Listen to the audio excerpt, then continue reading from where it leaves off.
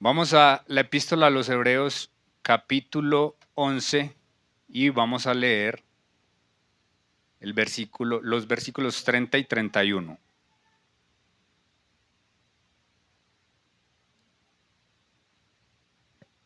Dice la Sagrada Escritura: por la fe cayeron los muros de Jericó después de rodearlos 7 días.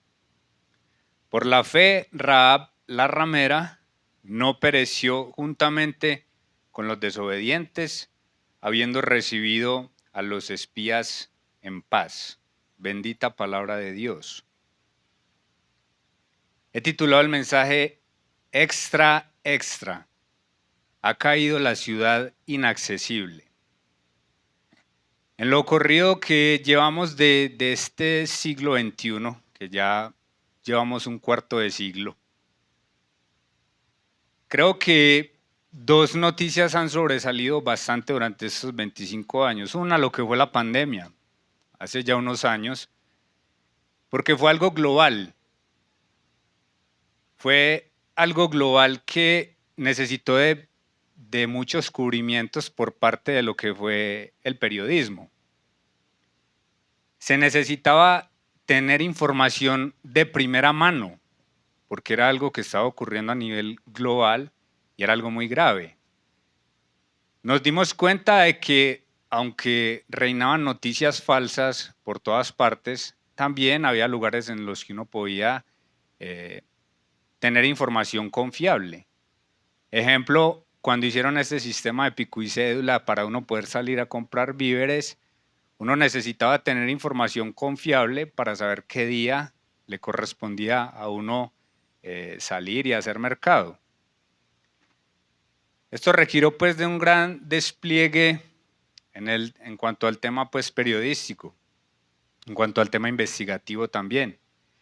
Otro gran evento fue la caída de las Torres Gemelas, el 11 de septiembre del 2001, que fue algo bien impactante porque mientras los medios de comunicación transmitían lo que estaba pasando, todo el mundo en vivo, vimos cuando la segunda torre también fue impactada por un avión. Fue algo sumamente impresionante. Las cadenas que necesitaban dar información de primera mano, ¿a dónde enviaban a sus periodistas? A Nueva York, ¿cierto?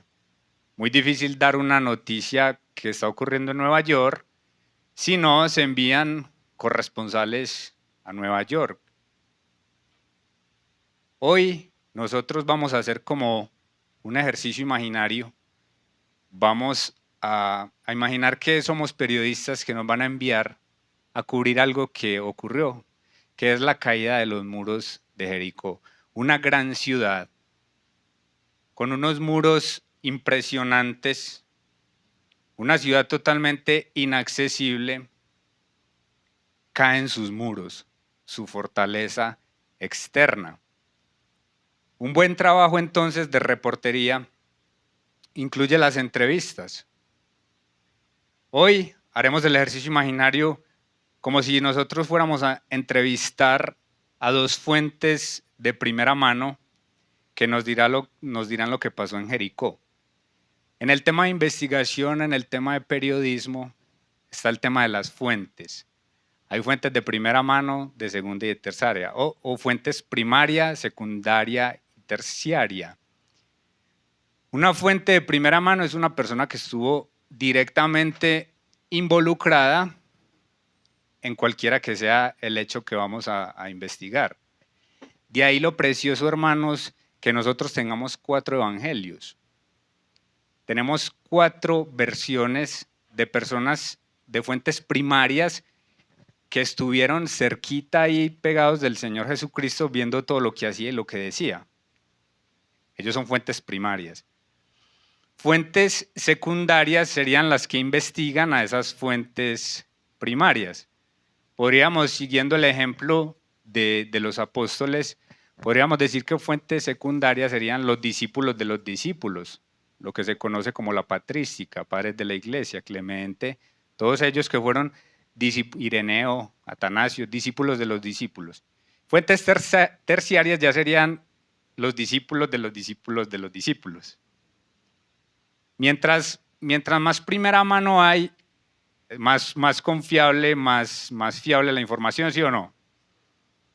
Entonces hoy vamos a hacer el ejercicio de investigar, de entrevistar a dos personas que vivieron de primera mano lo que fue un evento sobresaliente, que sin duda ninguna se esparció la noticia por todas partes, como fue la caída de los muros de Jericó. El primer entrevistado, hagamos de cuenta que una cadena nos envió a nosotros hasta allá, hasta Jericó. Vamos a entrevistar a Josué, que podríamos decir que era el general del ejército de Israel. Vamos entonces a entrevistar a Josué, vamos al libro de Josué, vamos a empezar en el capítulo 5, porque lo primero que nos diría Josué, ustedes saben que los periodistas, cuando alguna persona importante les da una entrevista, ellos tienden a caer en la adulación, ¿cierto? Adularlos, como dándole gratitud por el acceso que les está dando por la entrevista. Entonces nosotros lo saludaríamos como está general del ejército de Israel y él inmediatamente nos corregiría, porque los que saben de rangos militares saben que el general es el que, ¿cierto? El pastor antes nos habla del tema militar, el general es el que manda, ¿cierto? Él nos diría, quizá capitán, porque yo tengo un general que está por encima de mí. Ahorita en la apertura, el hermano nos mencionaba, y quiero que volvamos allá, Juan capítulo 1, versículo 30. Juan capítulo 1, versículo 30 dice, está hablando Juan el Bautista y después de que dice, he aquí el Cordero de Dios que quita el pecado del mundo, hablando sobre el Señor Jesucristo, dice, este es aquel de quien yo dije, después de mí viene un varón, el cual es antes de mí, porque era primero que yo. Ojo a este término, un varón. Y como bien nos decía nuestro hermano Juan el Bautista está diciendo que el Señor Jesucristo es eterno, porque aunque Juan el Bautista era mayor que el Señor Jesucristo, él está diciendo, él es antes de mí, reconociendo la eternidad del Señor Jesucristo. Vamos a ver una teofanía en el Antiguo Testamento, una manifestación de Cristo preencarnado durante el llamamiento de Josué. La primera, cuando le decimos a él, general, y él nos corrige, quizá capitán, nos va a llevar a pensar en este pasaje, Josué capítulo 5, versículo 13.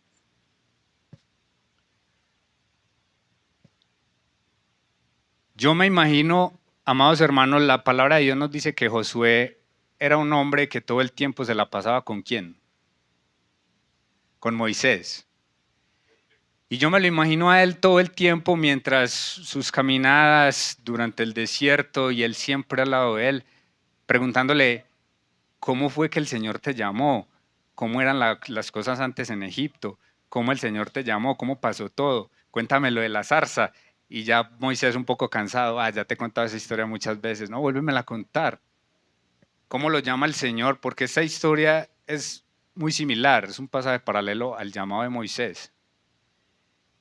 Estando Josué cerca de Jericó, alzó sus ojos y vio un varón que estaba delante de él, el cual tenía una espada desenvainada en su mano. Y Josué era un hombre valientísimo, muy valiente. Yendo hacia él, le dijo, ¿eres de los nuestros o de nuestros enemigos? Josué era, como decimos aquí en Antioquia, un hombre parado. El hombre vio a ese hombre con su espada desenvainada y él va hacia él y le dice, ¿usted es de los nuestros o es de nuestros enemigos? Mire la respuesta en el versículo 14. Él respondió, no, mas como príncipe del ejército de Jehová he venido ahora. Me imagino la actitud, el cambio, me encantaría tanto ver cómo cambió la cara de Josué cuando escuchó estas palabras. Porque la palabra del Señor produce terror. Y aquí es el Señor mismo el que le está hablando a él. ¿Cómo sabemos que es el Señor mismo el que le está hablando a Josué y que no era, por ejemplo, un ángel? Los ángeles no se dejan adorar. ¿Recuerdan cuando Juan recibe la visión del Apocalipsis? Dice que Juan se postró para adorar al ángel y el ángel le dijo, mira, no lo hagas, yo soy consiervo tuyo, adora a Dios. Aquí no estamos ante la presencia de un ángel, estamos ante la presencia del Señor. Que allá mismo en Juan capítulo 1 dice el versículo 18, a Dios nadie le vio jamás. El unigénito, el que está en el seno del Padre, Él le ha dado a conocer. El modo del verbo es presente continuo.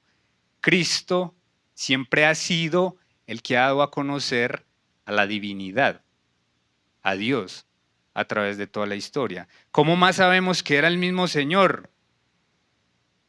Porque mire lo que dice Josué después. Entonces Josué, ¿qué hizo? Postrándose sobre su rostro en tierra, le adoró. Le adoró. Y él en ningún momento le dice, mira, no lo hagas. Recibió la adoración.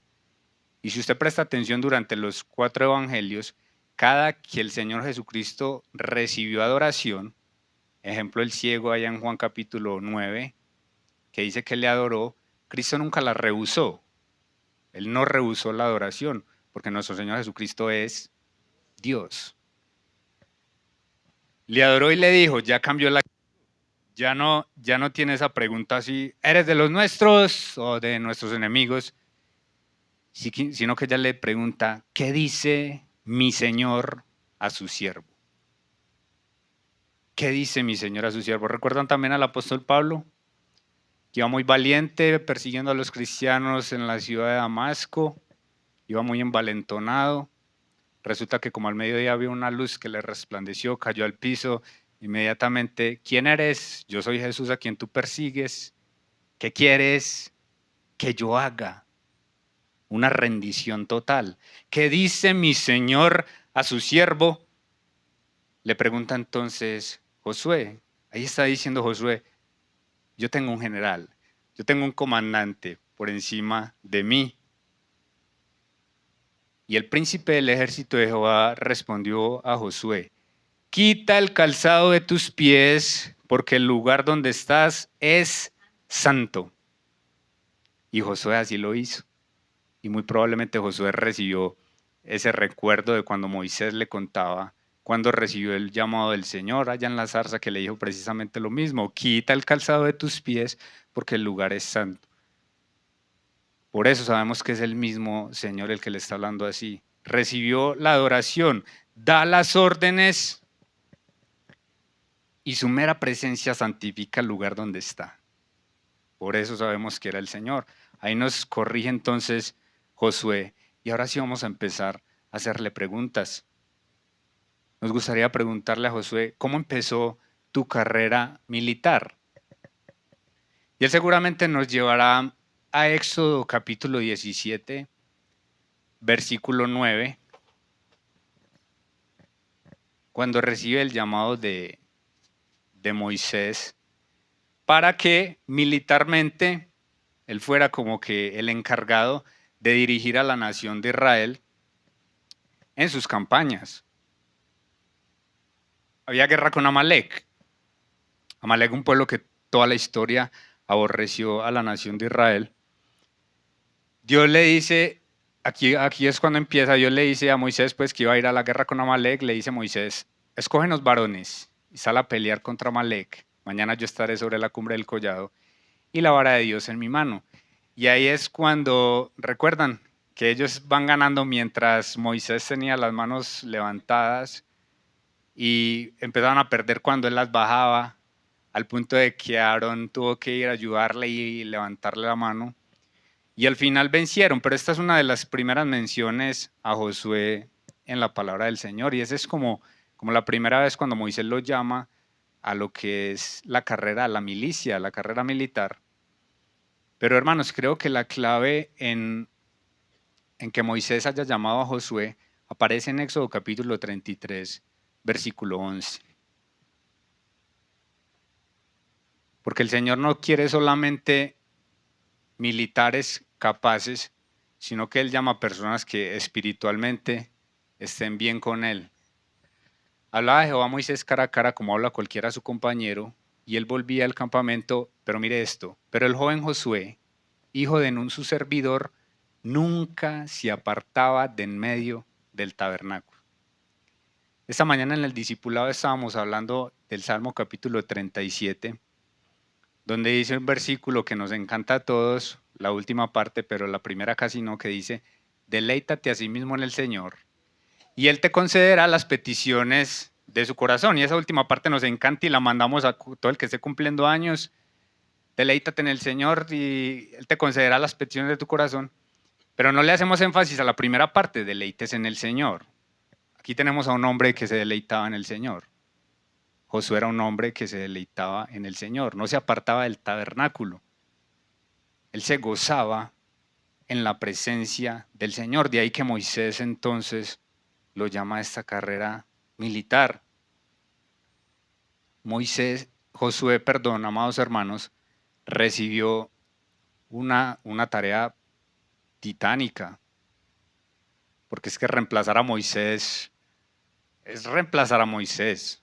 No era cualquier cosa. Moisés fue un gran hombre en la nación de Israel, que también de él incluso hicimos como 4 enseñanzas.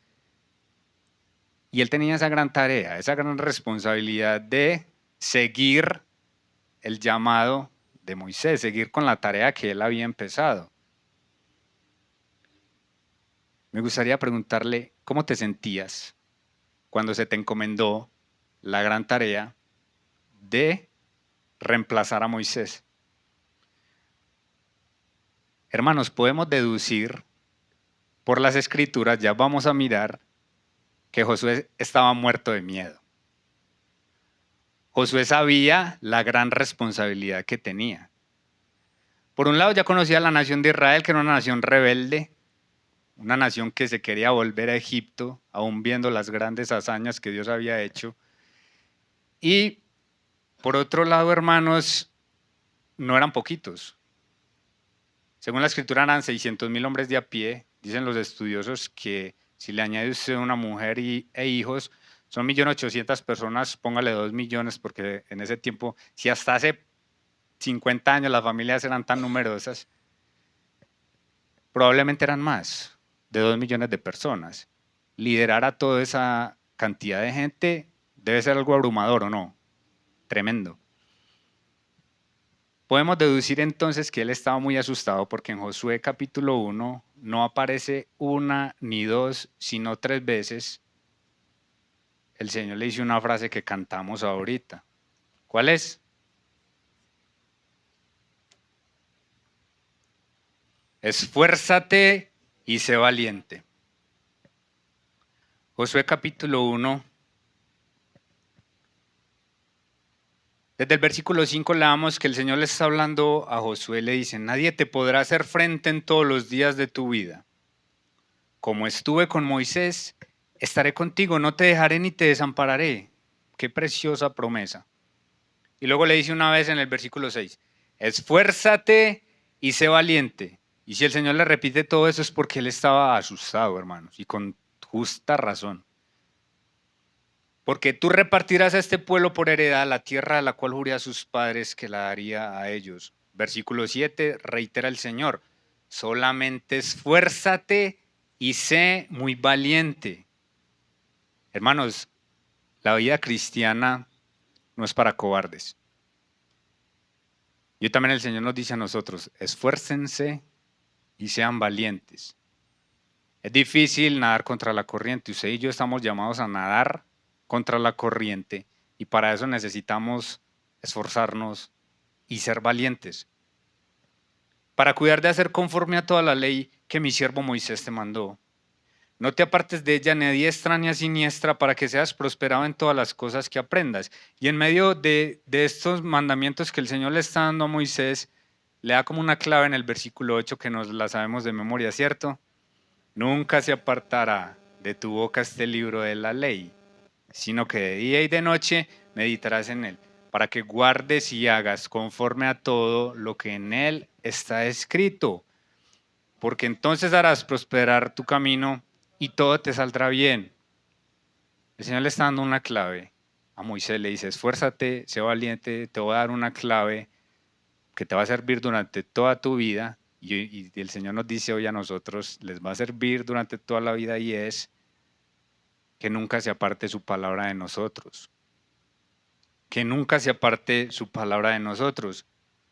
Y luego le reitera en el versículo 9, mira que te mando, que te esfuerces y seas valiente. Luego el Señor le está recordando a él, esto no es una sugerencia, Josué.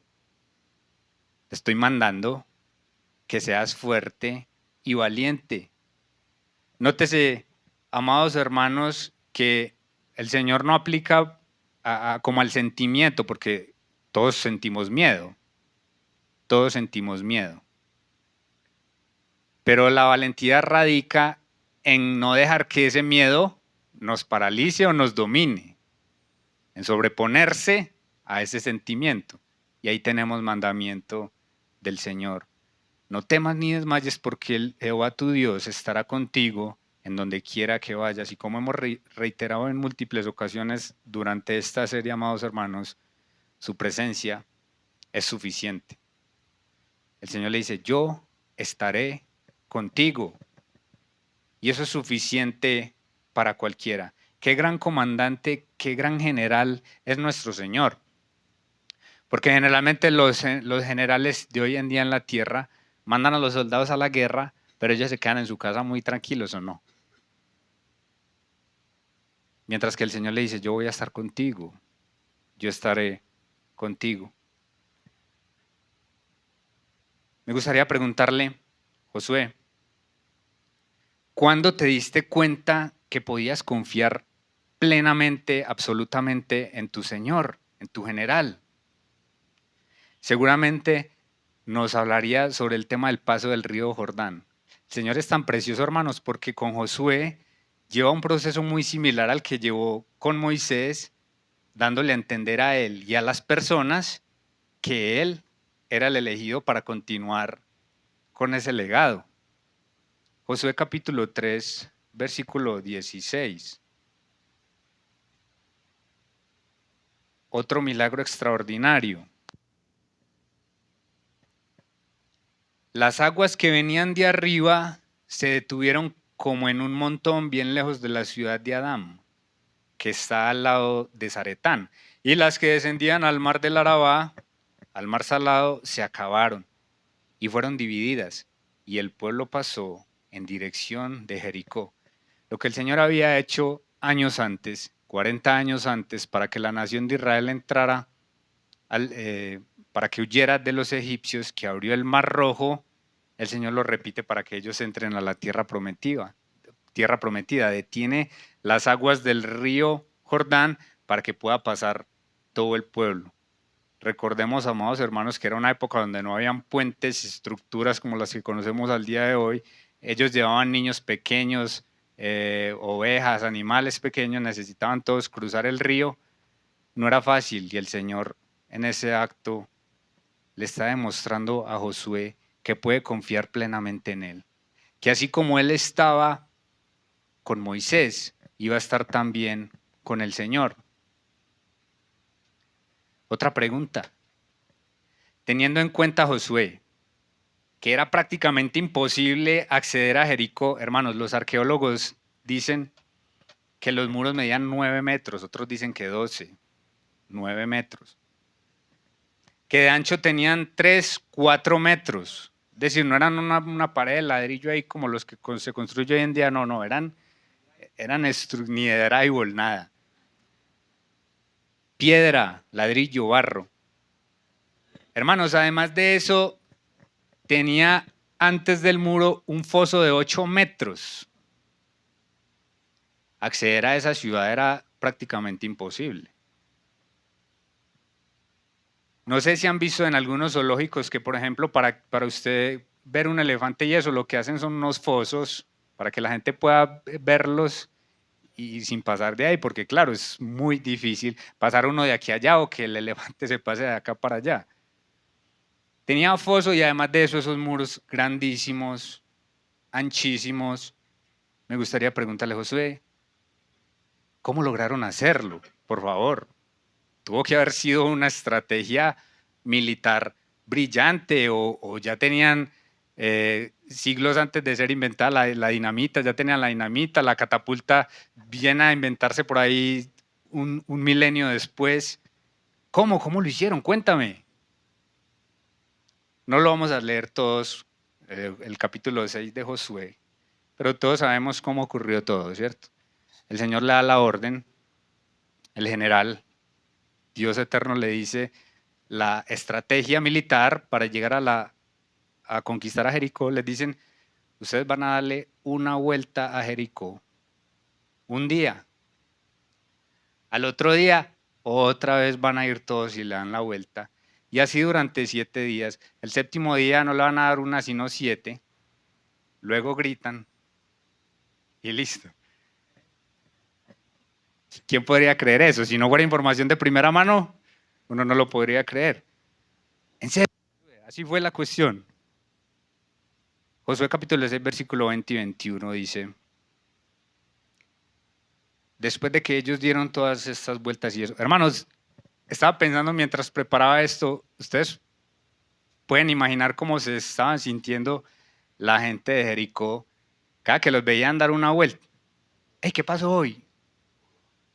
Vinieron y dieron una vuelta, no sabemos, ¿será que nos van a atacar en la noche? No pasó nada. Al otro día, lo mismo. Y el susto iba como en aumento. ¿Qué pasó? Nada, hoy vinieron y se dieron otra vuelta a todo esto y se volvieron a ir. ¡Qué susto!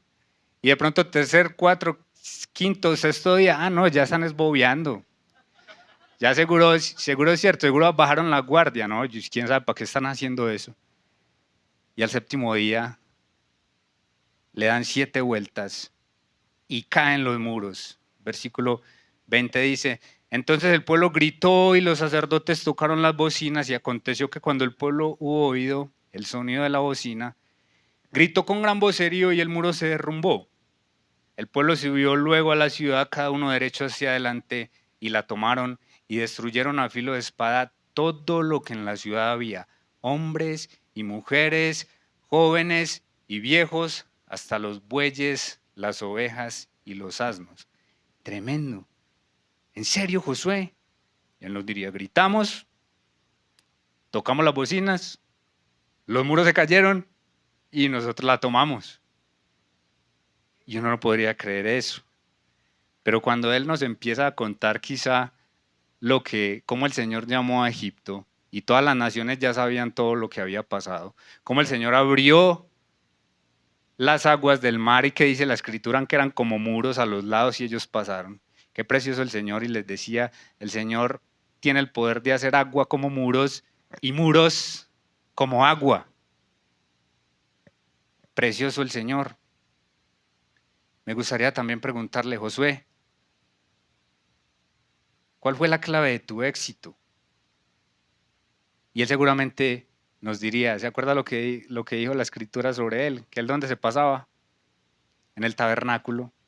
Él seguramente nos respondería, la comunión con mi Señor. Y esa es la clave para usted y para mí, amado hermano. No sé qué muro podamos nosotros ver como algo imposible. Para el Señor no hay nada imposible. Para el Señor no hay nada imposible, y la clave está en que nosotros continuemos gozando de comunión íntima con el Señor. Allá en Josué capítulo 6, el versículo 27 dice, estaba pues Jehová con Josué y su nombre se divulgó por toda la tierra. ¿A quién más recuerdan cuando escuchamos esta frase que el Señor estaba con él? A José. De José también dice la escritura en un par de oportunidades, pero el Señor estaba con José. José estaba en el trono de Egipto y el Señor estaba con él. José estaba en una cárcel en Egipto y el Señor estaba con él. No importa dónde estemos ni las circunstancias, la clave está en que el Señor esté con nosotros. Cuando nosotros, amados hermanos, como cristianos, no podemos como tener la presencia del Señor, porque si somos verdaderos cristianos, dice la palabra de Dios que el Espíritu Santo mora en nosotros, pero si nosotros estamos en algún pecado no confesado, ¿qué sí dice la palabra de Dios que nosotros hacemos con el Espíritu Santo? Lo contristamos. lo contristamos o lo podemos apagar. Él está ahí, pero está de una forma en la cual no vamos a gozar nosotros de comunión con Él hasta que nos arrepintemos nuestro pecado, confesemos y nos apartemos de Él. El Señor estaba, amados hermanos, con José. Esa es la clave del éxito. Creerle a mi Señor, nos diría Josué. Y eso se demuestra obedeciendo. Mire que en ningún momento Josué le dice, Señor, ¿en serio? ¿Vamos a tomar esta ciudad así de esa manera? Yo tenía otra cosa en mente. ¿Cierto que él nunca dice así? Él simplemente obedece. Y eso es lo que hay que hacer, obedecer al Señor. Por último, señor Josué, yo sé que usted es un hombre muy ocupado. Me gustaría algún consejo para las nuevas generaciones. ¿Qué nos diría usted? Y él probablemente nos diría lo que dijo él antes de morir en Josué capítulo 24, versículo 14 y 15. Ya el hombre estaba viejo, manda a reunir a todo el pueblo y les dice estas palabras. Josué 24, 14. Ahora pues, temed a Jehová y servidle con integridad y en verdad. Y quitad de entre vosotros los dioses a los cuales sirvieron vuestros padres al otro lado del río y en Egipto y servid al Señor. Él aquí entonces nos está dando un consejo. 1, temed al Señor. Temed al Señor. Y nos está dando otro consejo. Sírvanle, pero no de cualquier manera, sino ¿cómo? Con integridad. Con integridad. Si mal os parece servir a Jehová, escogeos hoy a quien sirváis.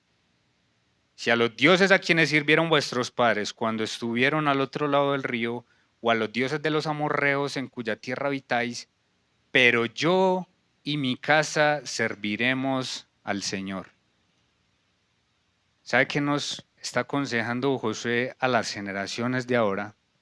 No importa las circunstancias, usted y su familia sirvan al Señor.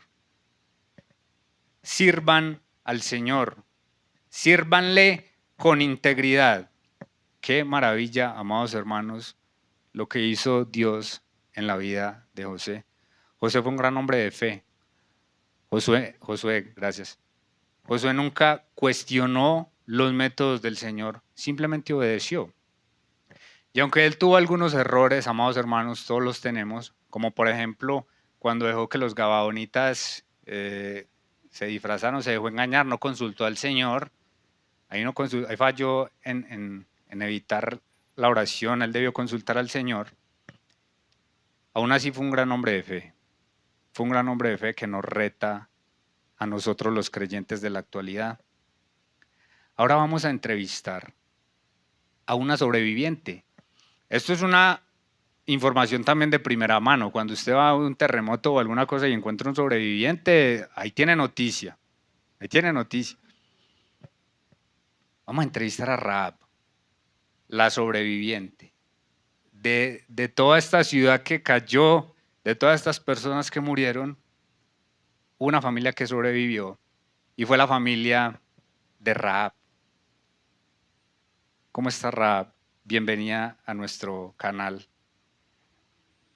¿Qué significa tu nombre? Me gustaría preguntarle para empezar, ¿qué significa tu nombre? Resulta que el nombre Rahab tiene dos significados. Uno significa ancha y dos significa arrogancia. Y hermanos, probablemente era una mujer arrogante y creo yo que todos los habitantes de Jericó tenían como esa sensación de aquí estamos protegidos, puede que pase lo que sea afuera, aquí estamos bien.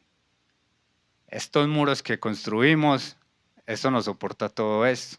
Muy probablemente podría traer en los habitantes de Jericó este sentimiento de arrogancia. Resulta que el nombre Rahab aparece también en la Biblia y dicen los estudiosos que se aplica también de una forma poética para Egipto. Porque aparece en Salmo 87, versículo 4, no refiriéndose a esta mujer, sino también a Egipto y dando a entender ese significado de arrogancia. 87:4 dice, yo me acordaré de Rahab y de Babilonia entre los que me conocen. Babilonia y Egipto creo que fueron los grandes verdugos de la nación de Israel.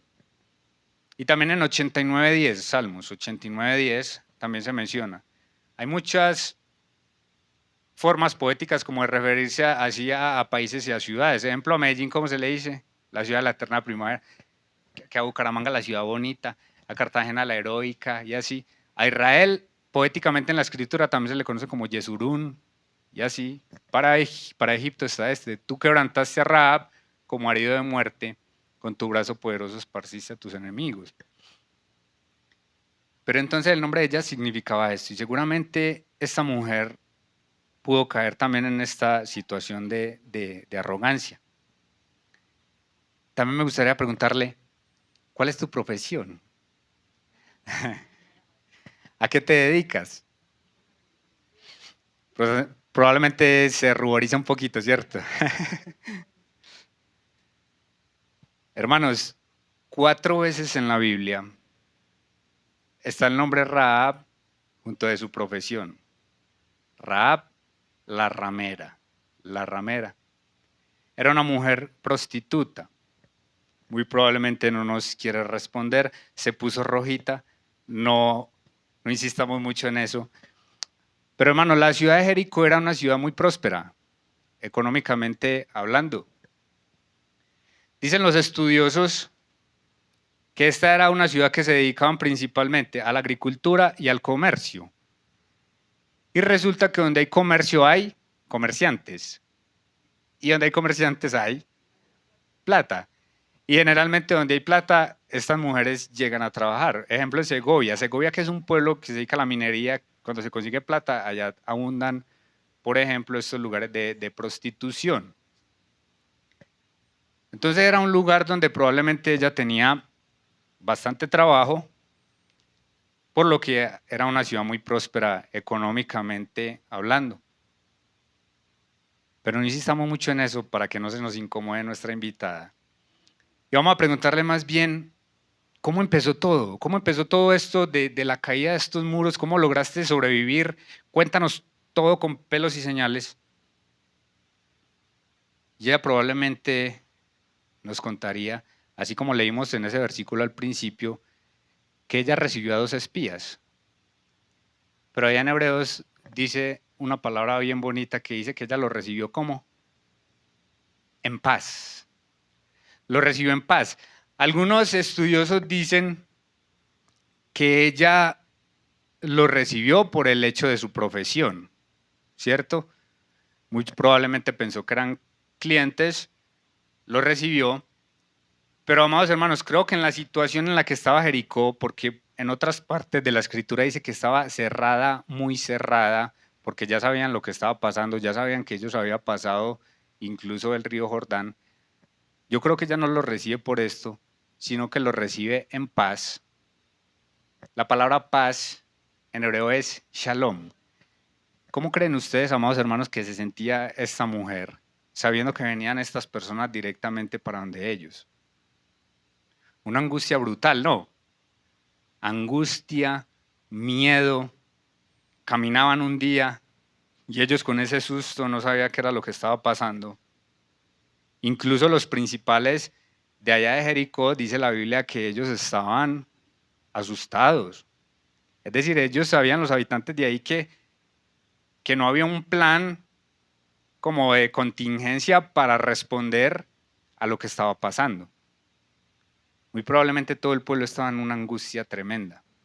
Y que alguien venga y toque a su puerta y le diga shalom, paz.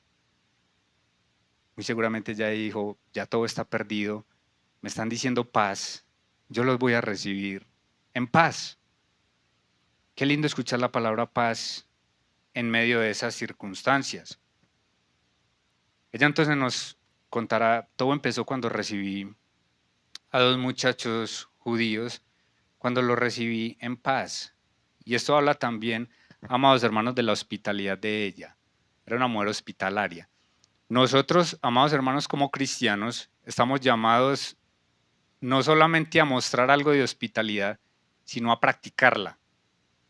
Romanos capítulo 12, versículo 13.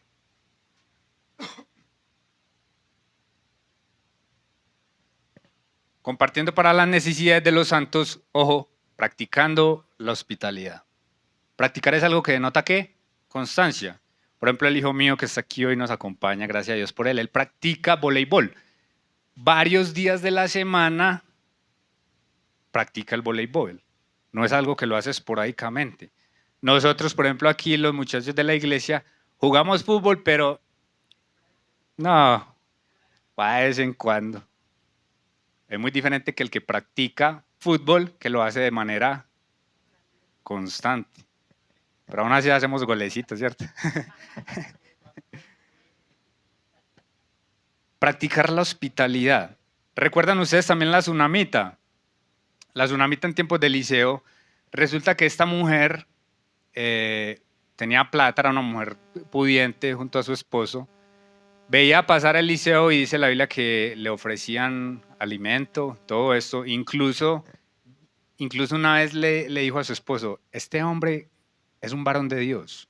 Ella tiene el discernimiento, se da cuenta que es un varón de Dios y le dice, ¿por qué no construimos una pieza, una cama, una mesa, una silla? Y eso para la época, y un candelabro y todo eso, para la época eso era una suite. Eso era una suite lo que le construyó a él. Fue una mujer hospitalaria con él y luego el Señor la bendijo, al punto de que Eliseo se siente como comprometido y le dice, ¿yo qué hago por ella? No, pero es que ya tiene mucho. Entonces Giesi es el que le dice, no tiene hijo. Él le dice, bueno, de aquí a un año vas a tener un hijo, pero después ese hijo se enferma y ella va y lo busca y el Señor hace un milagro ahí también con ella. La hospitalidad, amados hermanos. Nosotros estamos llamados también a imitar a Rahab en este sentido, en la hospitalidad. Preguntarle entonces directamente, Rahab, ¿qué sentías en esos días? Vamos a Josué capítulo 2.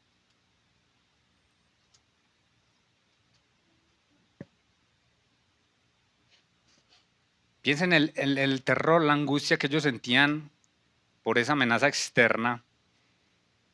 Y además de eso, súmele que el rey de la ciudad, recordemos que en esa época eran ciudades-estado, el rey de esa ciudad se da cuenta de que ella tiene 2 espías en la casa. ¿Cómo creen ustedes que se sentiría uno cuando tocan la puerta y se da cuenta que son las autoridades? Un pánico tremendo. Angustia más angustia, nos diría ella. Angustia más angustia. Amenazas de afuera y control estatal adentro. Versículo 2 y 3 de Josué capítulo 2 dice, fue dado aviso al rey de Jericó diciendo, he aquí que hombres de los hijos de Israel han venido aquí esta noche para espiar la tierra. Entonces el rey de Jericó envió a decir a Rahab, saca a los hombres que han venido a ti y han entrado a tu casa, porque han venido para espiar toda la tierra. Imaginen la angustia de esta mujer cuando escucha estas palabras. Ella nos contará, pues estaba muerta del miedo. Lo normal. Amenazas de afuera, control estatal adentro. Y ella responde entonces desde el versículo 4 hasta el 7. Desde el 3, sí, el 3 ya lo leímos. Pero la mujer había tomado a los 2 hombres y los había escondido. Y dijo, es verdad que unos hombres vinieron a mí, pero no supe de dónde eran. Ella aquí es muy sabia porque ella no niega lo que está pasando. Donde se ponga a negarlo, hasta la matan porque ya habían visto que habían entrado estos espías allá. Fue sabia en ese sentido. Pero muy seguramente, hermanos, utilizó esa condición de que la estuvieran mirando y juzgando por prostituta, por ramera, seguramente en esta oportunidad lo utilizó como para bien. También le creyeron, mire que ahí, según esto, vemos que le creyeron porque precisamente, claro, era un lugar que frecuentemente era visitado por hombres extraños. Ella responde entonces, es verdad que unos hombres vinieron a mí, pero no supe dónde eran. Cuando se iba a cerrar la puerta siendo ya oscuro, esos hombres se salieron y no sé a dónde han ido. Seguidlos a prisa, los alcanzaréis. Mas ella los había hecho subir al terrado y los había escondido entre los manojos de lino que tenía puestos en el terrado. Y los hombres fueron tras ellos por el camino del Jordán hasta los vados, y la puerta fue cerrada después que salieron los perseguidores. Ella aquí entonces dice una mentira, ¿cierto? Dice una mentira. Ahora, amados hermanos, ¿Dios bendice una mentira? Nunca jamás. Dios no bendice una mentira, pero ella con esta acción, amados hermanos, ¿sabe qué estaba demostrando? Estaba demostrando que temía más al Dios de Israel que al rey de Jericó. Con esta acción ella estaba demostrando que honraba más al Dios vivo y verdadero que al rey de Jericó y a sus ídolos paganos. Y eso sí que lo bendice Dios, cuando lo honramos a Él. Nunca podemos decir que Dios bendice una mentira, pero Él sí bendice al que le honra. Amados hermanos, ¿recuerdan también a Cifra y Fúa? Lo estuvimos viendo cuando estábamos hablando sobre Moisés. También que el rey les da un mandamiento cruel de que mataran a todos los niños de él, ellas desobedecen. Y el Señor las bendijo. El Señor las bendijo, amados hermanos. Me gustaría también preguntarle a Rahab, ¿cuándo te diste cuenta que podías confiar plenamente en Él, en el Dios de Israel, y no en los ídolos que tenías aquí en Canaán? Según Romanos capítulo 10, versículo 17, dice la Escritura, que la fe es por el oír y el oír por la palabra de Dios. Cuando uno escucha la palabra de Dios, de ahí nace la fe. La fe es por el oír por la palabra de Dios. Mire lo que ella dice, lo que dice la palabra de Dios, ahí mismo en los versículos 8 al 10. Antes que ellos se durmiesen, ella subió al terrado y les dijo, sé, eso es lo que produce la fe. Sé que Jehová os ha dado esta tierra. Ella no lo tiene en duda. Creo que había más dudas en Israel que en esta mujer. Muchas veces el Señor encontró mucha más fe en los de afuera. ¿Recuerdan también cuando Él se asombró por la fe del centurión? Cuando le dice, yo también soy un hombre bajo autoridad, le digo a este ve y va, solamente di la palabra y mi hijo se sanará. Y el Señor dice, ni siquiera en Israel he encontrado esta fe.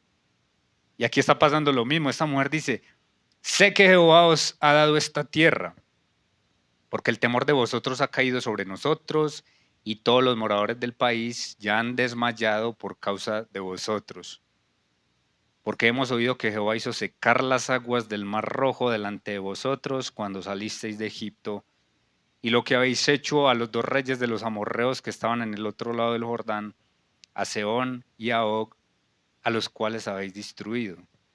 Ella escuchó lo que había hecho el Dios de Israel y tuvo fe en Él, creyó en Él.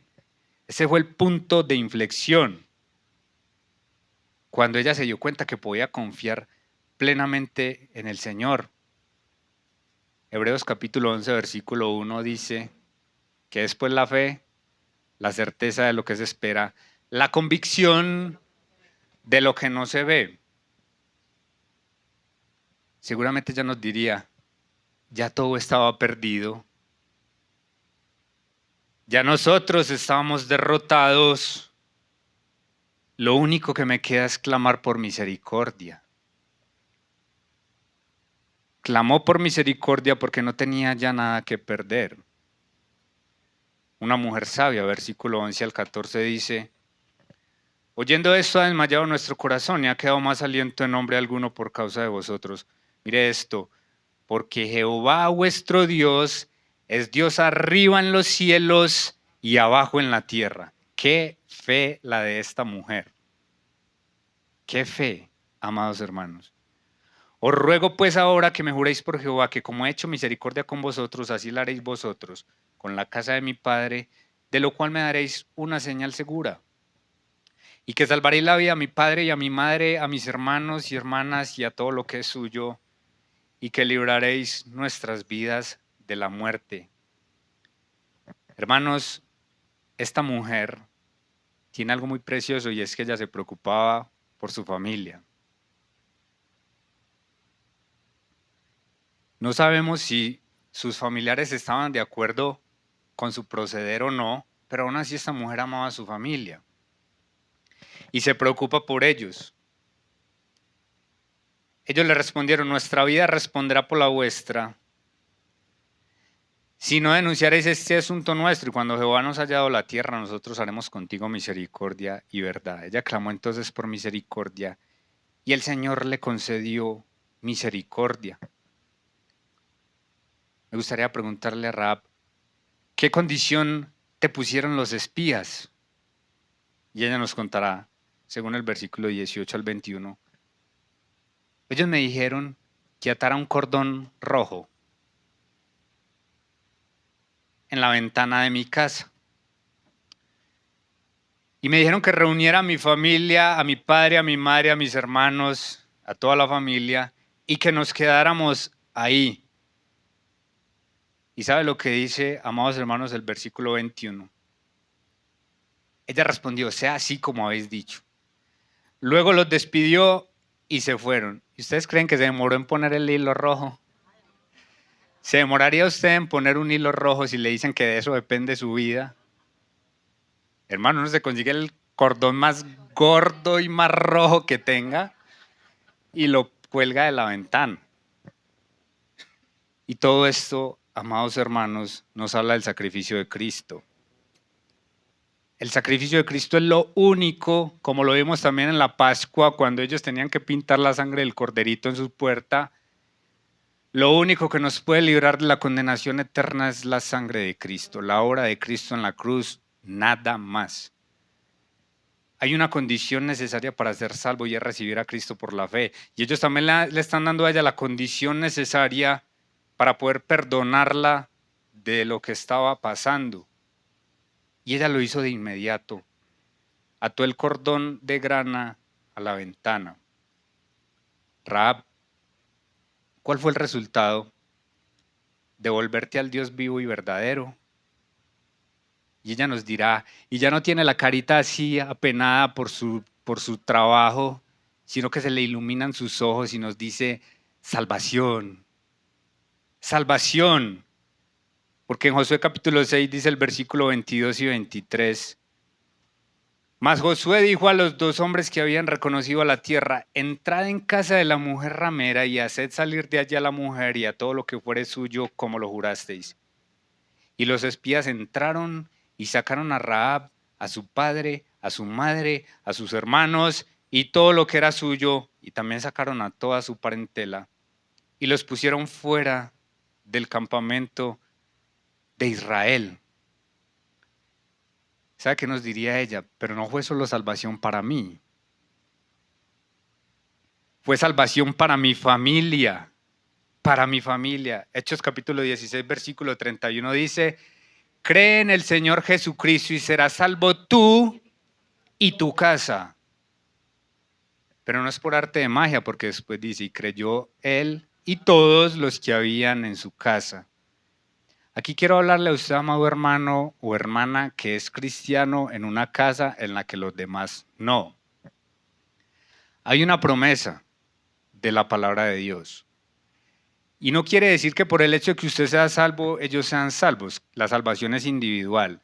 Cada uno de ellos en algún momento tiene que estar frente a frente con Dios y rendirle cuentas.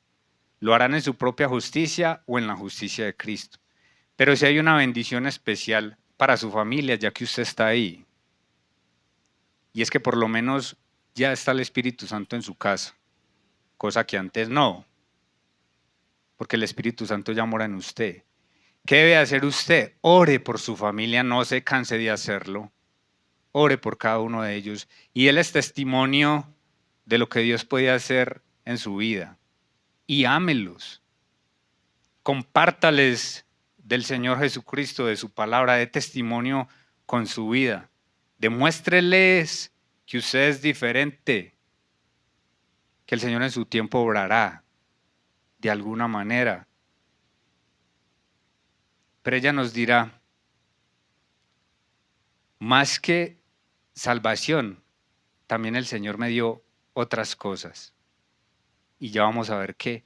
Pero también le pedimos, Rahab, algún consejo para las nuevas generaciones y ella muy probablemente nos dirá, confíen en Dios, confíen en el Dios vivo y verdadero, porque hermanos, Dios con Rahab no solamente la libró y la perdonó de esto, sino que la bendijo de una manera tremenda. Y es lo que Dios hace con nosotros.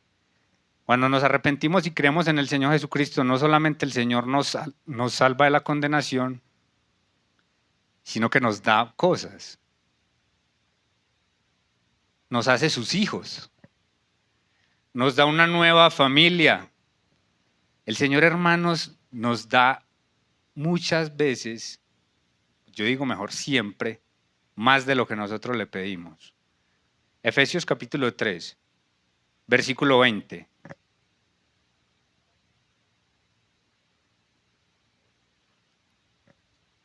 Aquel que es poderoso para hacer todas las cosas mucho más abundantemente de lo que pedimos o entendemos, según el poder que actúa en nosotros, a Él sea la gloria por siempre.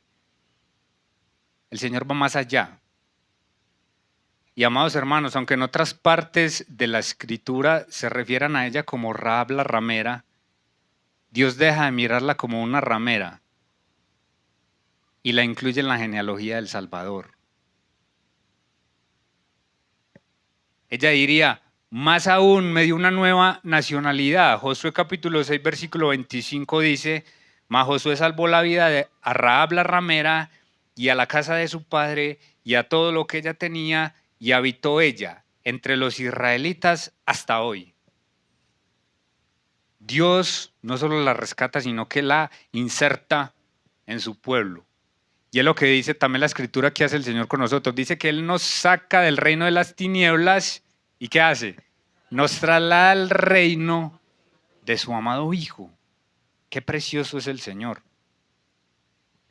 Ella nos dirá, más aún, me dio un esposo y un hijo piadoso. ¿Sabes de quién fue mamá Rahab?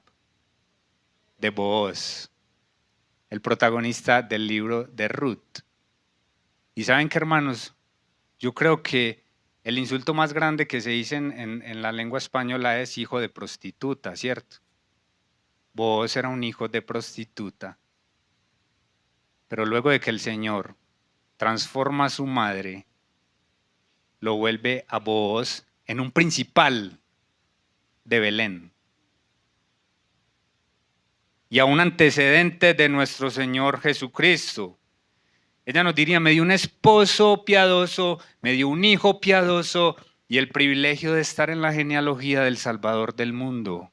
Para terminar, Mateo capítulo 1, versículo 5.